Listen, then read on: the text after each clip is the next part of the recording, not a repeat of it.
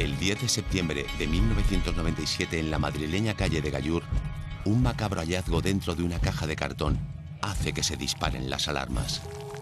3 extraños tatuajes en la piel de un hombre eran las únicas pistas con las que contaba la Policía Nacional para resolver un crimen, para resolver un misterio.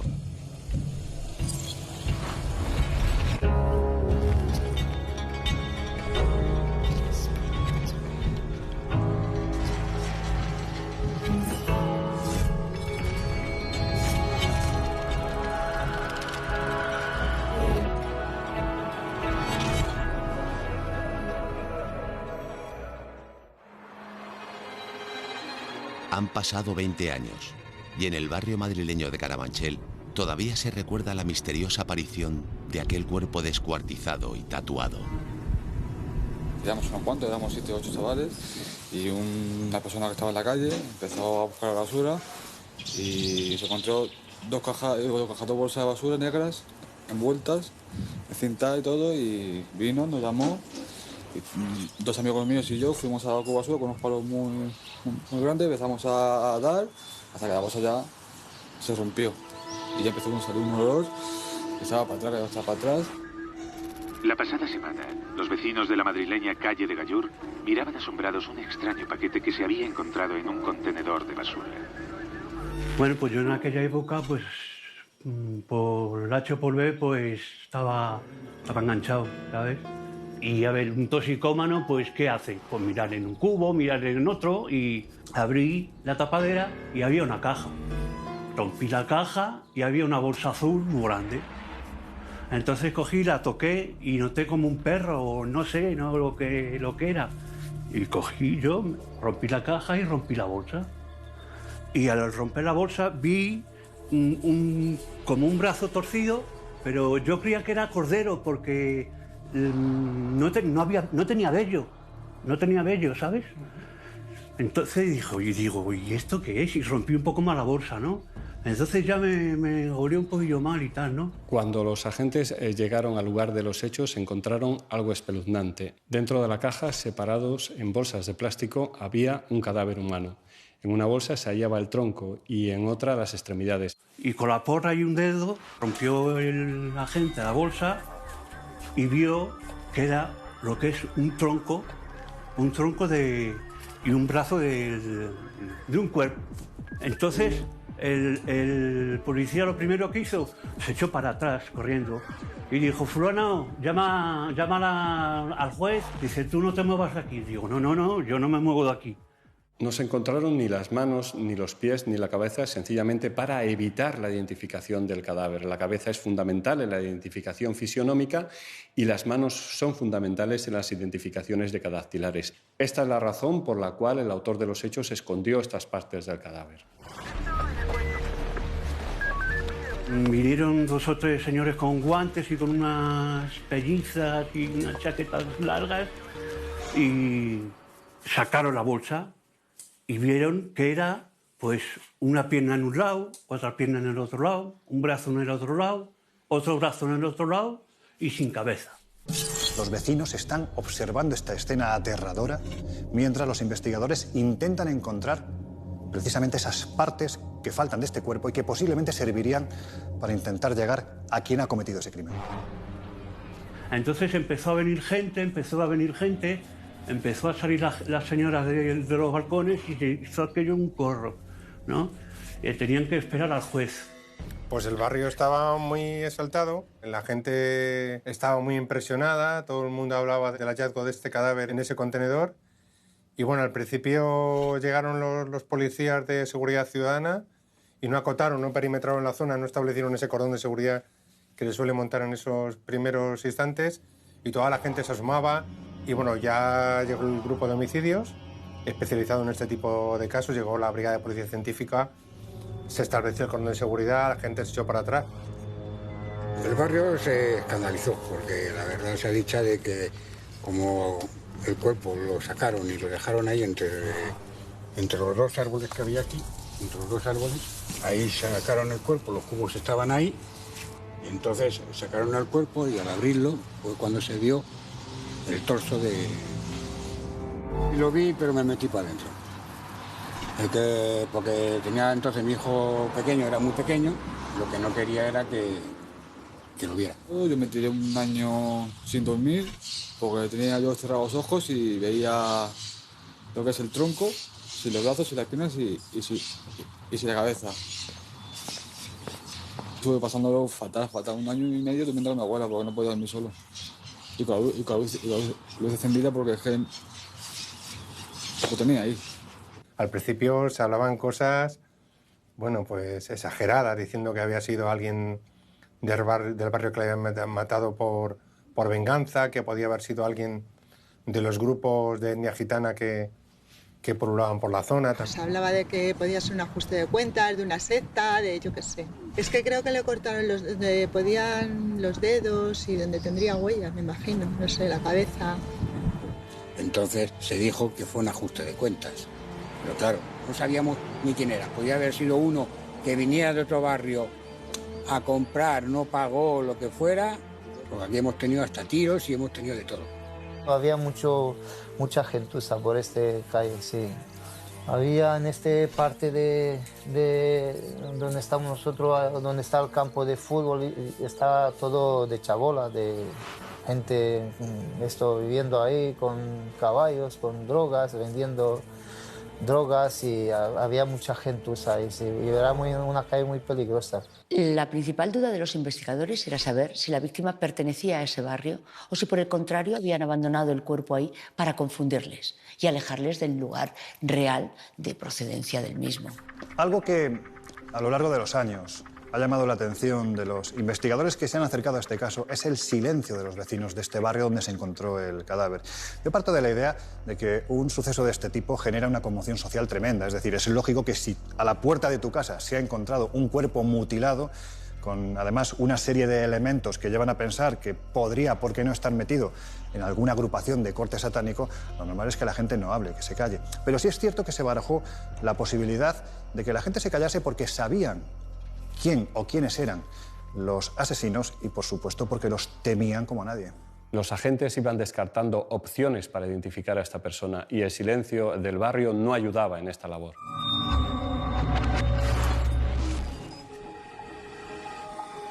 El caso del cadáver tatuado se ha convertido en materia de estudio en la Universidad de Criminología de Madrid.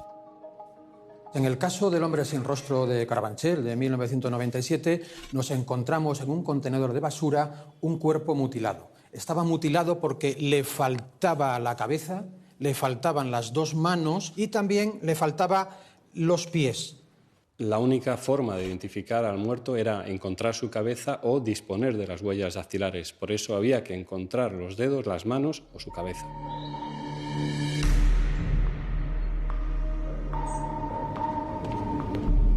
Cuanto menos datos tenemos para poder identificar, más difícil será. Si cuando no disponemos de huella de la necrodactilar, de la huella del dedo, y además no disponemos tampoco de la posibilidad de la huella dental, que nos permitiría también una forma de identificación, efectivamente se nos va restringiendo la posibilidad de identificación. Enseguida la policía llegó a la conclusión de que había sido asesinado y posteriormente descuartizado el cuerpo. ¿Qué significa en este caso el que sea descuartizado? Bueno, pues lo vamos a poner aquí. Descuartizado. Bueno, pues eso significa que o hubo una venganza, digamos, ejemplarizante, y que era un aviso a navegantes, o que también que se intentó hacer desaparecer cualquier elemento identificativo, ¿no? ¿Cómo se procede para identificar a un cuerpo descuartizado? Si no tenemos la identificación fisionómica de la cabeza y no tenemos la decadactilar de las manos, la única que nos queda es la identificación de ADN, con lo cual los investigadores, la policía científica, tiene que extraer ADN del cadáver y contrastarlo con las bases de datos. Para identificar un cadáver siempre se sigue un procedimiento que tenemos más o menos estandarizado, de tal manera que lo que primero que se hace es obtener la huella para poder cotejarla con la huella que exista al Cuerpo de Seguridad del Estado o base de datos policial. De otra forma, que es lo más barato y además lo más rápido, lo más eficiente. En segundo lugar, iríamos ya al perfil genético. El perfil genético nos vale siempre y cuando tengamos con quién cotejar. O sea, el perfil genético per se no da la identidad de una persona. Es necesario cotejarlo con algún familiar habitualmente. Cuando nosotros tenemos un cadáver donde no tenemos posibilidad de huella dactilar, lo que siempre ese cadáver pasa por el laboratorio de antropología, porque nos permite obtener un perfil de esa persona, un perfil antropológico de esa persona. Nos permite determinar la raza, el peso, la talla, el sexo, de tal manera que nos va limitando un poco la búsqueda y además esos datos podemos aportarlos a la policía para que vayan un poco perfilando esa búsqueda. A simple vista, lo primero que se dedujo es que se trataba de un varón entre 30 y 40 años. A este hombre le dieron 14 pequeños pinchazos en el omóplato, en la zona del hombro. Eso nos recuerda a algunos modus operandi, pero en este caso concreto, ¿por qué le dan 14 pinchazos? Posiblemente para hacerle sufrir, o posiblemente en un acto de tortura o de tormento, o posiblemente quizá también porque esperaban alguna información, ¿verdad? Y finalmente lograran esa información, o simplemente el sadismo de torturarle, le asestan 2 puñaladas, ¿verdad? Las puñaladas que son, digamos, mortales, ¿no? Mortales. ¿Y dónde se las dan? ¿Dónde se las asestan? Pues exactamente en el pecho. Ello sugiere que la intención de esas puñaladas era claramente acabar con su vida. Tenía heridas penetrantes y por lo tanto llegaron a la conclusión de que había sido asesinado, había recibido algunas heridas de arma blanca en zonas vitales del cuerpo. Una de ellas que le alcanzó la zona del corazón. Decían que a lo mejor una de las puñaladas le entró debajo de las axilas y que esa puñalada le llegó hasta órganos vitales, el corazón y los pulmones. Luego también había otro dato importante, no había restos de sangre en la caja. No se halló nada de restos de sangre, con lo cual el crimen, el asesinato o el descuartizamiento no se produjo en esa zona. Habitualmente en un cadáver que se ha seccionado algún miembro y no aparece sangre en su entorno, pues ese cadáver lo que indica es que es un levantamiento, es una zona que se llama secundaria, o sea, no es la zona primaria donde se originó el desmembramiento de un cadáver, por ejemplo. Y por lo que dijo el juez, le escuché que decía así entre dientes, dice, a este le han desguazado en una bañera. Se veía los cortes de la motosierra. Estaba drenado, no había ni gota, por eso dijo el juez que lo habían hecho en una bañera. Lo descuartizaron y lo trocearon además utilizando, dijeron, una radial de las que emplean los fontaneros. Esa es la conclusión a la que llegaron los agentes de policía científica. Sin embargo, el médico forense ve algo que llama su atención antes de proceder al levantamiento del cadáver. En la piel de la víctima hay 3 tatuajes que pueden ayudar a su identificación. Un escorpión, un pentáculo y el número del diablo, el 666. El fallecido pertenecía a un barrio humilde. Era imposible con estos tatuajes que nadie supiera de quién se trataba. Cuando el cadáver es encontrado, el hecho de que le falten, por ejemplo, la cabeza y las manos, indican que aquel que comete o aquellos que cometen el crimen no querían que se identificase ese cuerpo.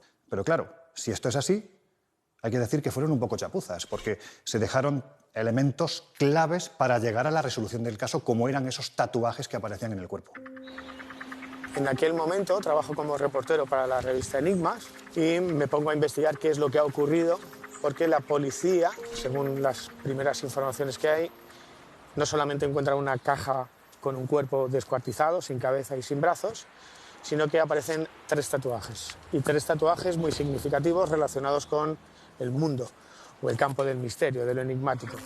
Un pentáculo, la firma del diablo, supuesta firma del diablo, del demonio, 366 y un escorpión.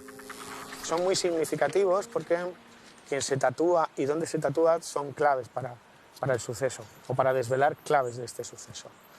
No se tatúan o no son tatuajes estéticos, visibles, están en el pecho y en el torso, es decir, quien se los hizo no quería mostrarlos. El primer tatuaje que llama la atención de los investigadores cuando ven este cuerpo es el escorpión. ¿Por qué? Porque el escorpión, dentro de la mitología antigua, viene a representar, por un lado, el evitar el dolor. El dolor a veces se evita mediante la propia muerte, el suicidio, y eso es lo que sabe hacer muy bien el escorpión.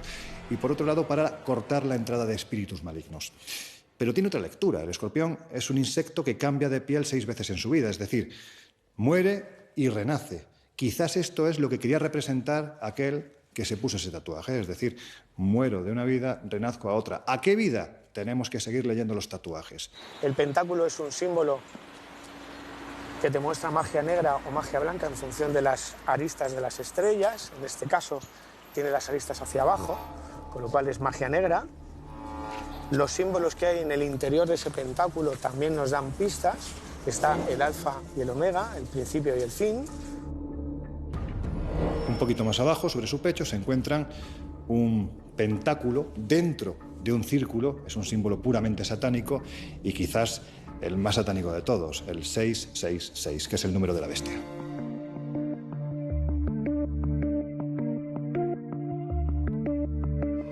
Son los dos últimos los que hacían saltar las alarmas. ¿Se escondía tras este crimen la actuación de una secta satánica? El primer paso estaba claro. Tatuadores profesionales deberían decir si esos tatuajes eran profesionales o hallarlos entre los reclusos carcelarios. Este tatuaje no es profesional. Viendo las imágenes un poco y el contexto, tiene pinta de ser algo más sectario que... ¿Hecho de forma doméstica? De forma totalmente doméstica. ¿No es un tatuador profesional? No, de ninguna manera. Aparecieron todos en el pecho. Claro, eso también. ¿El lugar donde se tatuaron también tiene algún tipo de significado, de simbolismo? Hombre, ya lo has visto cómo ha llegado el cadáver, es una cosa media de lógica. Si le falta la cabeza y los brazos y lo dejan en el pecho, esto puede ser como para que se vea, ¿no? Puede marcar también un poco el paso o avisar a la gente que esté metida en el mismo grupo, que suele ser así de escalofriante. Se me ponen los pelos de punta porque, claro, el terreno donde estamos tiene toda la pinta de que sea una señal de ten cuidado dónde te vas a meter, porque el que está dentro de la caja y le faltan los brazos y le falta la cabeza, teóricamente te dejo esto que es un mapa, es una escritura, para que el que entienda o los que estén en la secta entiendan de que pueden estar en el mismo lugar. Un aviso. Este tipo de trabajo es un trabajo underground, quiero decir. Si antiguamente lo hacían en la cárcel, esto pues ya se ve el color de la tinta. ¿Crees que es carcelario? Tiene toda la pinta. En principio se sospechó que era alguien que había pasado por prisión y que había estado, además, esa persona había cumplido prisión en un centro penitenciario determinado de España, que era en concreto en Zaragoza. Era todo muy enigmático y daba la impresión de que eso, si alguien lo ha visto, lo podría recordar. Por eso mandaron la policía a instituciones penitenciarias, dependientes del Ministerio del Interior, esos dibujos, para que se lo enseñaran a posibles compañeros de la prisión de esta persona, si es que estuvo allí, y lograr identificarle. El tatuaje del escorpión, bueno, pues era muy típico en aquella época y sugería vida carcelaria, es decir, gente más o menos marginal, tatuajes que se podían hacer efectivamente en una cárcel, y ese era el tatuaje típico de, junto con los famosos 3 puntos, ¿verdad?, que se hacían en la mano, de haber pasado por prisión y posiblemente estar relacionado con el mundo de las drogas. Para agilizar el caso y mientras se descubría el misterio de los tatuajes, decidimos actuar. 6 días después de que apareciese el cuerpo, la policía decide hacer público los tatuajes del cadáver a través de los medios de comunicación.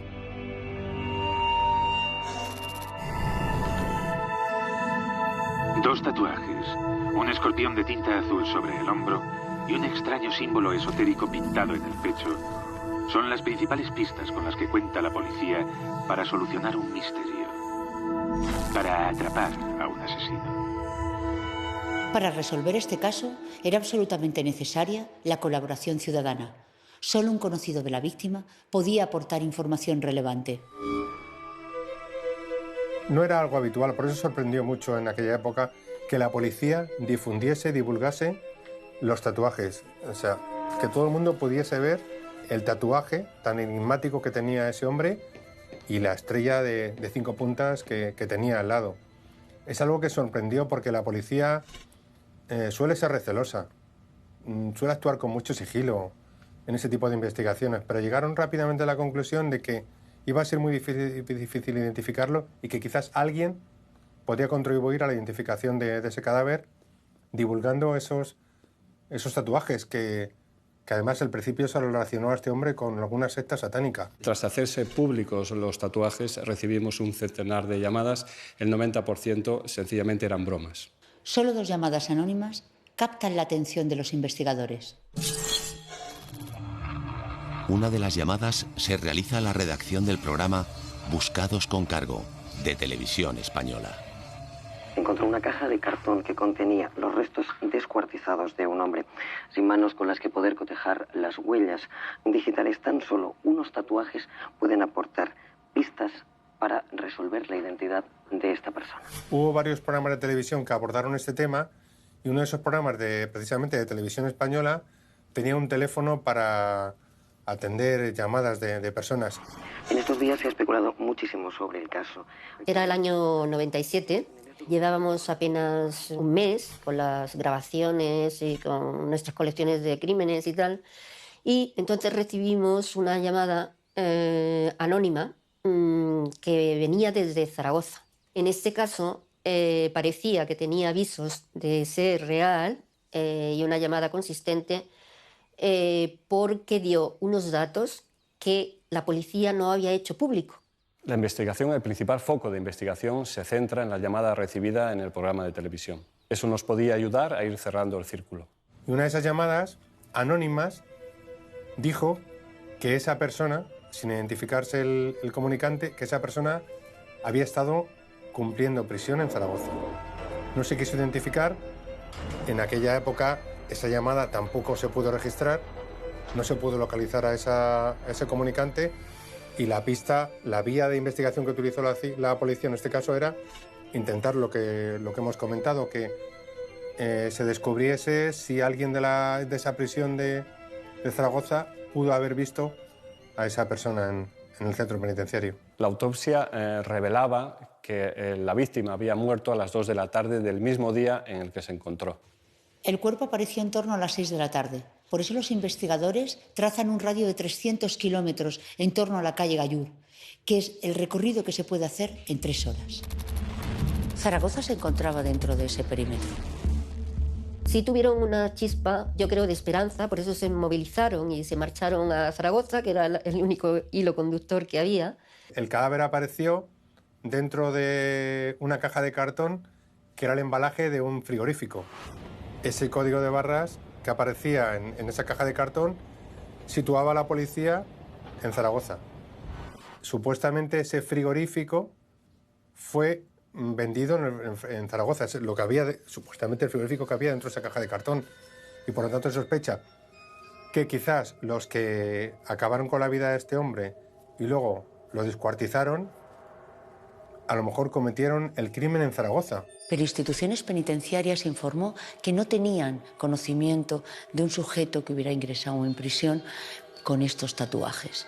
Nadie parecía identificarle en la zona a través de ellos. Ante un caso del que no tenemos prácticamente pista ninguna que nos lleve a quienes han cometido este asesinato, yo creo que se puede elucubrar lo que uno quiera. Hay que ir encadenando esos eslabones para intentar juntar toda la cadena. El hecho de que se encontrara en la calle Gallur llevó a una parte de la investigación a pensar no en el hecho de que se encontrara en la calle Gallur, en que la calle tuviera ese nombre, sino en que Gallur era un pueblo de Zaragoza. Un pueblo que además tiene una extensísima tradición templaria. Vamos a seguir elucubrando. Pensemos que los templarios, cuando son condenados en el siglo XIV, a principios del siglo XIV, y finalmente quemados en la isla de los judíos, en el Sena, en París, son acusados de sodomía, de escupir a la cruz y, sobre todo, de adorar a ídolos paganos. De hecho, se hablaba de una suerte de diablo, de demonio de la sabiduría, al que llamaban Baphomet. Dadas las especiales características de este caso, de estos tatuajes concretamente, pensamos... Se barajan distintas hipótesis y la policía no parecía tener claro cuál era el móvil del asesinato. ¿Por qué cree usted que al cadáver le han cortado tanto manos como pies? La verdad es que descuartizar un cadáver obedece fundamentalmente a 3 circunstancias. No había unanimidad en las creencias, digamos, en las opiniones, ¿no?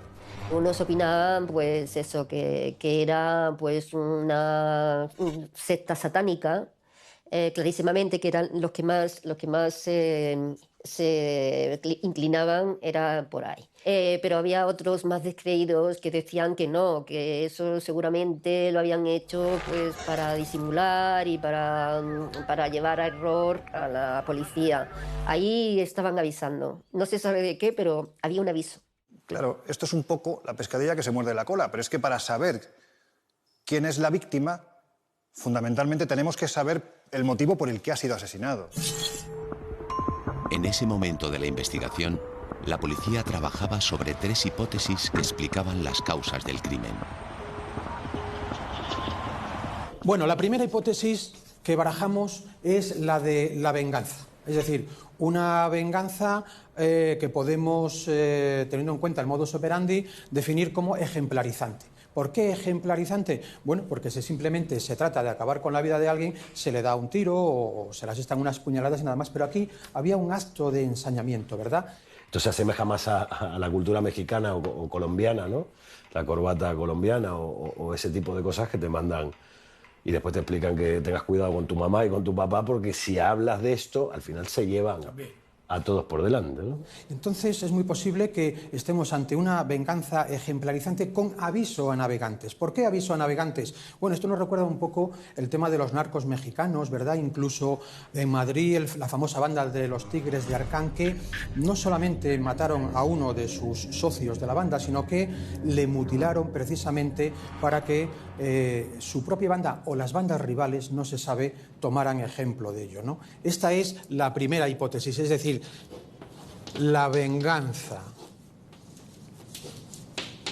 Si bien es cierto que no podemos satanizar a algo tan artístico desde mi punto de vista como es el tatuaje, no menos lo es que determinadas agrupaciones lo utilizan para identificar a sus miembros. Pero esto no es nada nuevo, es decir, si nos vamos por ejemplo a los siglos XIV y XV, existía una sociedad criminal en España conocida como la Garduña, que se extendió prácticamente hasta finales del XIX y que se identificaban, sus miembros se identificaban entre sí porque tenían 3 puntos tatuados en la mano. Por eso era conocida como la Sociedad de los 3 puntos. Si seguimos avanzando en el tiempo, prácticamente a principios del siglo XXI, nace una agrupación verdaderamente rocambolesca, dirigida por un señor que se autodenomina Dios el Anticristo, el reverendo Miranda, y cuyos miembros se tatúan absolutamente todos, ni más ni menos que un número tan poco agradable como es el 666. Por lo tanto, vemos que sí existe una vinculación entre lo que es el tatuaje con la pertenencia a estas agrupaciones. Si lo tienes, perteneces. Si no, eres un paria. Básicamente, lo que te puedo decir por experiencia de piel, tatuaje, tinta y vista, que esto muy buena pinta no tiene. Detrás de esto hay una pared tan oscura, o quizás más grande que el muro de Berlín. Ritual satánico. Vale, ¿por qué ritual satánico? Bueno, por las evidencias de los tatuajes en el cuerpo. Bien, es cierto que luego se ha sabido que esos tatuajes eran de varias épocas, pero había luego marcas como el 666 y un círculo claramente, digamos, de inspiración satánica. En este caso, pues también se puede dar una vinculación satánica, por decirlo de alguna manera. Y el hecho de que apareciera decapitado, es decir, que apareciera sin la cabeza y las manos y los pies, pues también puede sugerir efectivamente pues, un ritual de sacrificio, ¿verdad? Y esa posibilidad pues hay que contemplarla. Cuando estamos viendo, ¿no?, que se realiza un ritual aparentemente de corte satánico en el que hay un sacrificio, a veces de animal, en ocasiones humano, esto nos remonta, no es reciente, es decir, nos podemos ir a los siglos XVI, XVII, con grandes procesos de brujería donde esto supuestamente ocurría. Pero en la actualidad, ¿se produce? Sí, se produce.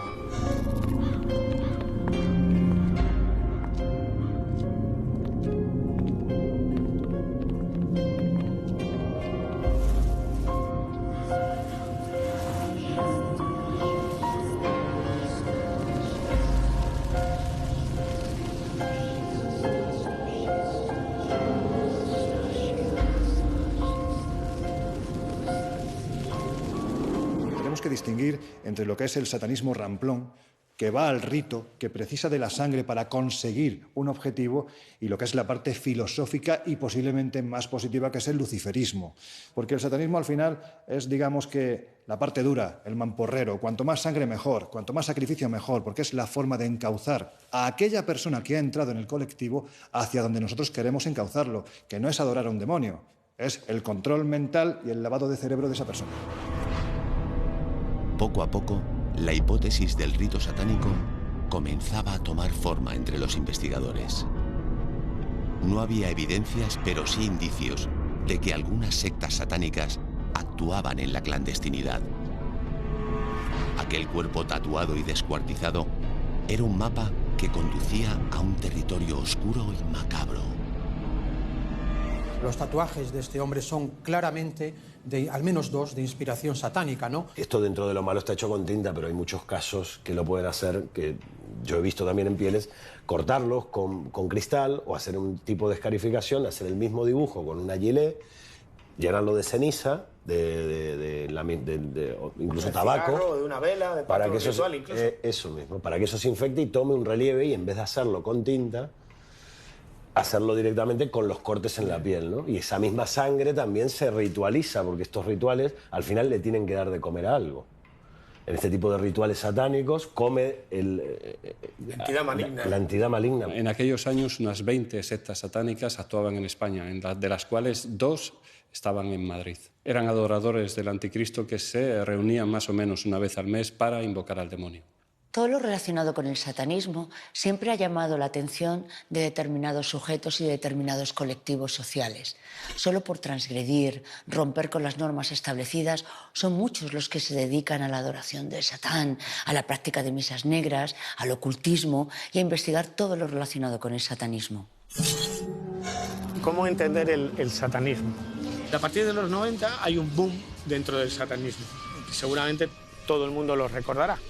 Estaba de moda, entre comillas, profanar cementerios y bailar encima de una tumba y hacer pintadas. Y son numerosas las noticias que recordamos todos de profanación en un cementerio. Han roto cruces, han roto lápidas, profanación en una iglesia. Se han llevado una cruz, se han llevado un cáliz. Empieza a haber actos satánicos, profanaciones satánicas que acaparaban portadas y reportajes. Entre 50 y 60 tumbas del cementerio municipal de Huelva han sido profanadas. Las tumbas aparecieron con sus cruces arrancadas y enterradas de nuevo invertidas, simbología que suele asociarse a las sectas satánicas.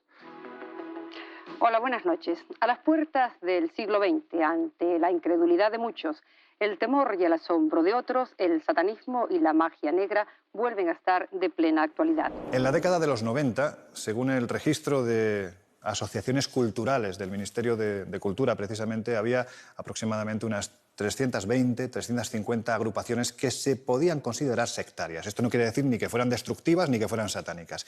Lo que sí es cierto, y son datos que por aquel entonces manejaban determinados miembros de la Iglesia, es que en España podrían funcionar en torno a 20, 30 agrupaciones de corte satánico. 2 de esas agrupaciones podían actuar en Madrid. Creyentes y ateos aparecen envueltos en espeluznantes historias que hablan de violencia, profanaciones y muerte. Hoy les proponemos como debate en A través del espejo los ritos satánicos. Emitimos como siempre en directo desde el estudio 10 de Prado del Rey. El satanismo estaba de moda y el cuerpo tatuado con 3 seises y un pentagrama acercaba a los investigadores hacia un móvil relacionado con algún tipo de rito de adoración al diablo. Cuando yo investigué en los años 90 este tipo de sucesos, lo que descubrí es que el satanismo como tal tenía muchas derivaciones y también entró una parte muy oscura, que es el de las creencias del mal. En el Madrid de finales de los 90 surgen una serie de bandas que vienen inspiradas por algo que ha nacido décadas atrás, concretamente en los años 60 en la costa oeste de Estados Unidos, en California. Estoy hablando de la Iglesia de Satán. La Iglesia de Satán está dirigida por un personaje absolutamente rocambolesco llamado Anton Sandor Lavey, que además es el escritor de la conocida como Biblia satánica, pero tenemos que pensar que cuando él desarrolla este escrito y monta esta iglesia, que en los años 90 abre su sede en Barcelona, en España, él lo hace con una inspiración realmente religiosa, casi diría que filosófica. Eso hace que surjan determinados grupúsculos en el Madrid de los 90, finales de los 80, principios de los 90, que intentan emular esa inspiración. Lo que pasa es que lo hacen de una forma muy cutre, es decir, ellos no van a la filosofía, no van realmente a la historia que puede haber detrás del luciferismo, de Lucifer como ángel de la luz, sino que van al campo, van a la actuación, van literalmente a la profanación de cementerios.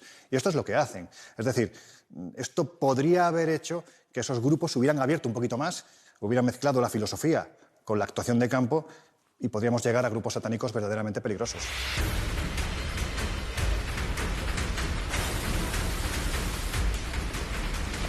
En 1975 se produce la primera reunión de seguidores satánicos, de seguidores del diablo, y se produce en Madrid, en la estatua del Ángel Caído, que está a 666 metros de altura, curiosamente.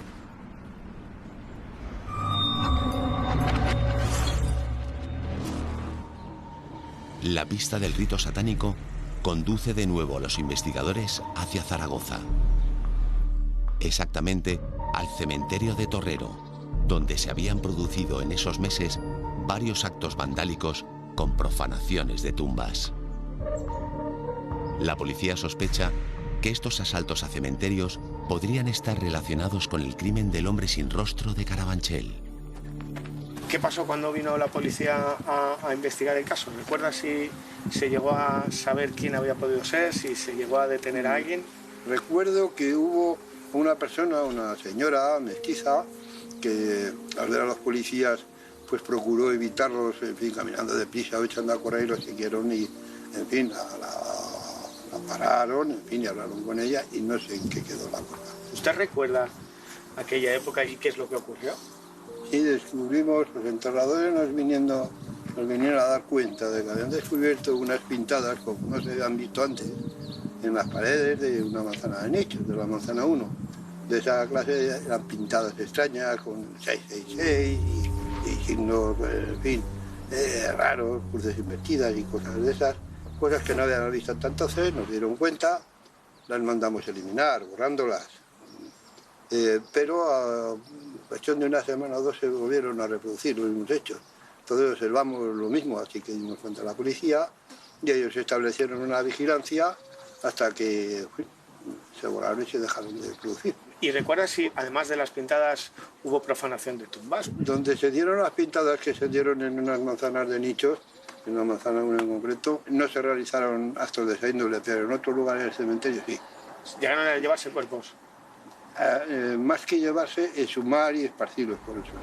Y esparcirlos. ¿Y llegaron a encontrar restos como si hubiesen hecho algún tipo de práctica religiosa? Velas, ceniza, animales muertos. Bueno, animales muertos ya no sé. Pero es que no solo esto, se produjeron casos tan sumamente extraños, especialmente recuerdo el del cementerio de Valladolid, donde un grupo satánico que se autodefinía como heavy satánico, llegaron a este cementerio, abrieron varias tumbas que además ya eran antiguas, fueron específicamente a ellas, y se dedicaron a fumar marihuana con los huesos de los muertos. Esto era algo no habitual, pero sí en el ámbito de las profanaciones, relativamente corriente en esa década de los 90. Tercera hipótesis. Yo me inclino, con los datos que tengo, más por esta tercera. Estaríamos hablando de una conjunción de las dos anteriores, pero con prevalencia de la primera. Es decir, estaríamos hablando de una venganza,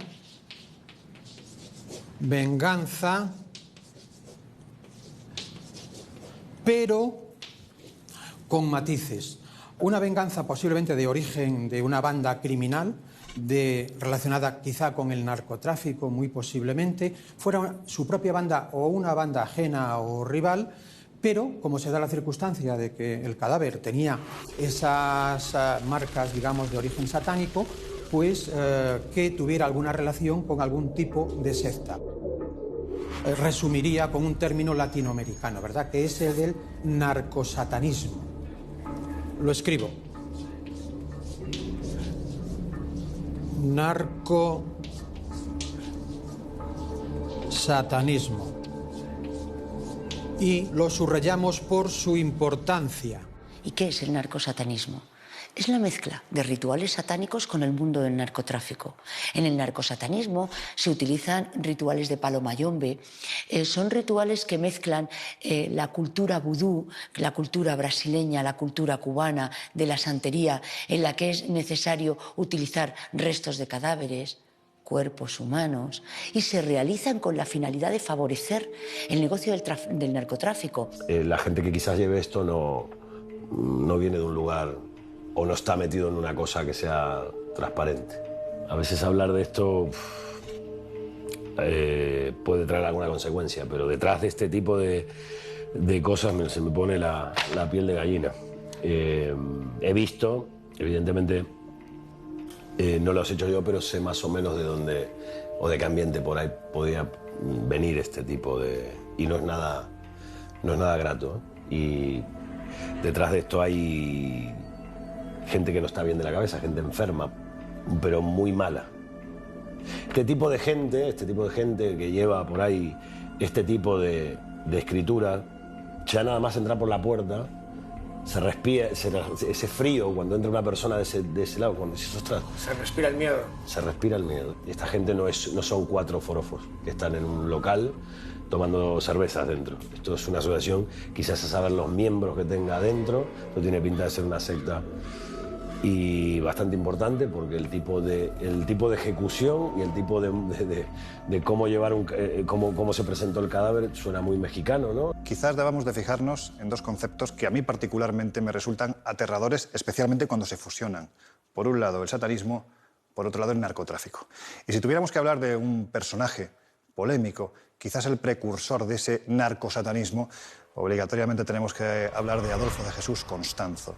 Esta persona nace en Miami y rápidamente, además, es iniciado en el rito del palo mayombe, santería. Al cabo de los años abre una consulta, empieza a recibir a gente reconocida, ¿no?, de la sociedad alta, de la alta sociedad, especialmente de la costa oeste. Y esto llega a oídos de los narcotraficantes. Entran en contacto con él, empieza pagando $4.000 por los rituales y acaban pagando auténticas fortunas. ¿Para qué? Bueno, el narcotraficante lo que busca mediante el ritual satánico que realiza este personaje es esquivar, librarse en definitiva de la mirada de la policía y continuar haciendo su trabajo, ¿no? Bueno, pues esto lleva a que finalmente se descubra en el rancho que Constanzo tenía en la localidad de Matamoros, en la frontera prácticamente entre México y Estados Unidos, lleva a que se descubra un auténtico museo de los horrores. Cuanto más bestia fuera el pago de sangre, más posibilidad tendríamos de que se cumpliera aquello que se pedía. En definitiva, cuanto más bestia era el pago de sangre, más dinero percibía Constanzo. Ese era el objetivo fundamental. Cuando los investigadores llegan a su rancho, lo que descubren es aterrador.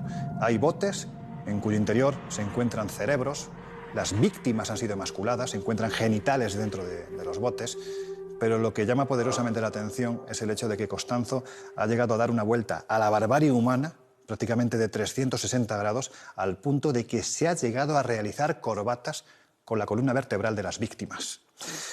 Este narcosatanismo pega el salto a Europa, evidentemente, si existe esa creencia, porque los narcotraficantes son especialmente supersticiosos, existe la creencia de que gracias a ese satanismo tú vas a conseguir tus objetivos, evidentemente se exporta a Europa, llega a España, aparecen pequeños grupúsculos y quién sabe si el caso de la víctima tatuada, del asesinado tatuado, tiene que ver precisamente con el narcosatanismo. El episodio más importante, y que bueno, se ha hecho una película acerca de ello, concretamente Perdita Durango, que la dirigió Alex de la Iglesia y la protagonizó Javier Bardem, cuenta la historia de Sara Aldrete, que junto con su colega en un rancho de la localidad de Matamoros, muy cerca ya de Estados Unidos, pero territorio de México, pues se le pudieron demostrar casi una veintena de crímenes y con sus vísceras les arrancaban el corazón y hacían un brebaje que pues hacía invisible a la gente. Cuando la policía mexicana les detuvo, hubo un tiroteo que duró varias horas y es curioso porque todos menos ella murieron porque se creían invisibles, precisamente con los brebajes que habían preparado, ¿verdad? Y que habían, como decía, bueno, pues mezclaban el narcotráfico puro y duro con una cierta santería. Venganzas, traiciones, rituales satánicos, ajustes de narcotráfico. ¿A qué se estaban enfrentando los investigadores? La autopsia revela datos esclarecedores. Los cortes habían sido hechos por profesionales. La decapitación y corte de manos y pies no es propia de ritos satánicos, sino de individuos que saben perfectamente lo que hacen. Los investigadores obtienen una valiosa pista. El día que el cuerpo fue encontrado, los vecinos observaron cómo una furgoneta roja se acercaba al contenedor de basura y de ella se bajaban dos individuos que depositaron una caja en su interior.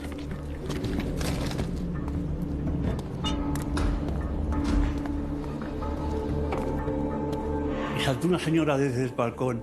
¡Ha sido una furgoneta roja! ¡Ha sido una furgoneta roja! Una Express roja ha sido. Y ¿sabes cómo lo sabe? Dice, porque he visto hace media hora que ha pasado una furgoneta roja, ha parado ahí y ha tirado una caja.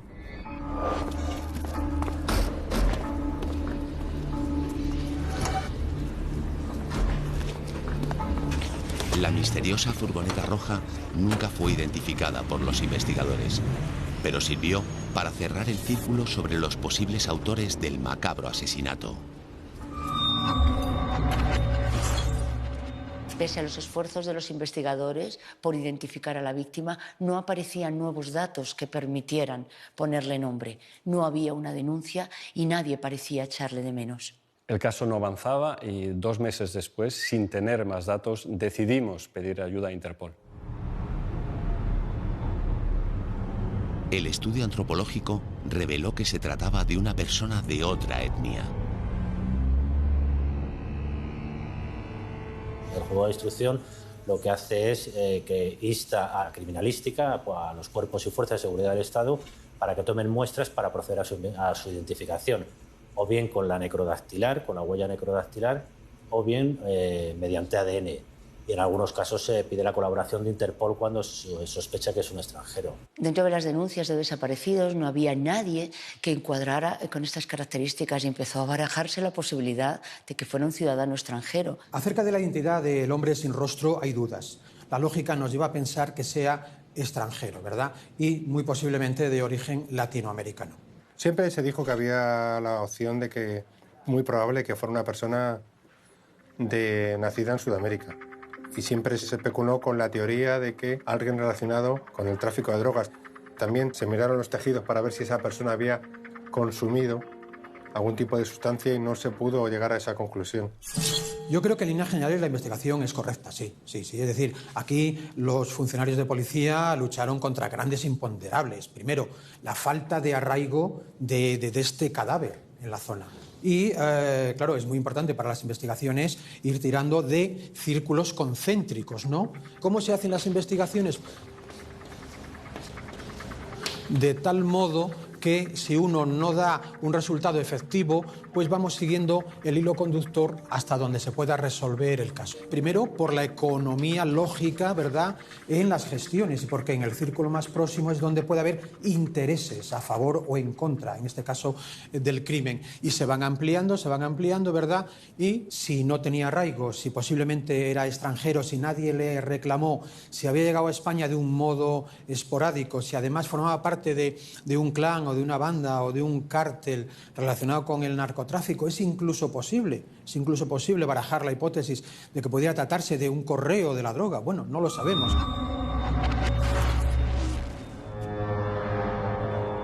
Veinte años después, todavía se sigue especulando con la identidad del cadáver tatuado de la calle Gallur. Los investigadores no fueron capaces de identificarlo.